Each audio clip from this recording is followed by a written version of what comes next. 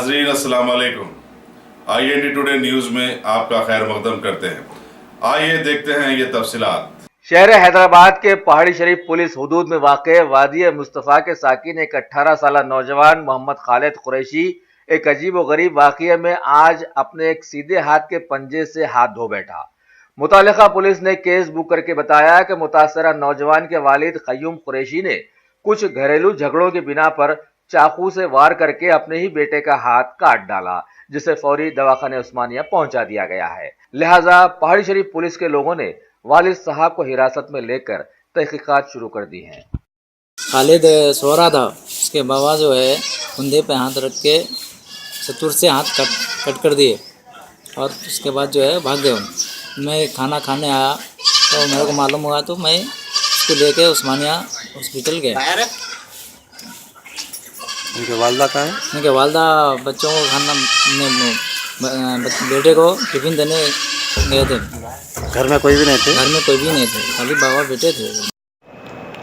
कल शाम में हमारे एक वादे मुस्तफ़ा से एक इन्फॉर्मेशन खबर आया। इसमें एक फादर उसका बेटा को चाकू से हाथ कटा बोल के इन्फॉर्मेशन आया। उसका इन्फॉर्मेशन मुताबिक हम इमीडिएटली जाके वो इंजर्ड कोसा हॉस्पिटल में बोल के मालूम करके वो हॉस्पिटल में जाके उसका स्टेटमेंट, उसका मदर का स्टेटमेंट लिए। उसका मदर स्टेटमेंट दिए है हमारा बच्चा और उसका फादर कभी कभी घर में लड़ते थे छोटा छोटा इश्यूज़ में। उससे थोड़ा गुस्सा फ़ायदा होके इसको कल आफ्टरनून टाइम में कोई नहीं थे घर में। उन बच्चा खालिद कुरैशी एज 18 ईयर्स इन सो रहे थे जब इन घर में उसका फादर एक बुच्चर का नाइफ लेके उसको राइट हैंड रिस्ट का ने मारे हैं। उसमें 90% तक हाथ कटा हुआ है। कितने बजे हुआ था? 3, 2:30, 3 ऐसा टाइम में हुआ। उसका माँ बाहर से वापस आई जब उन पुल ऑफ ब्लड में देखी, उसका इमीडिएटली आजू बाजू से लेके उसको हॉस्पिटल को लेके गए।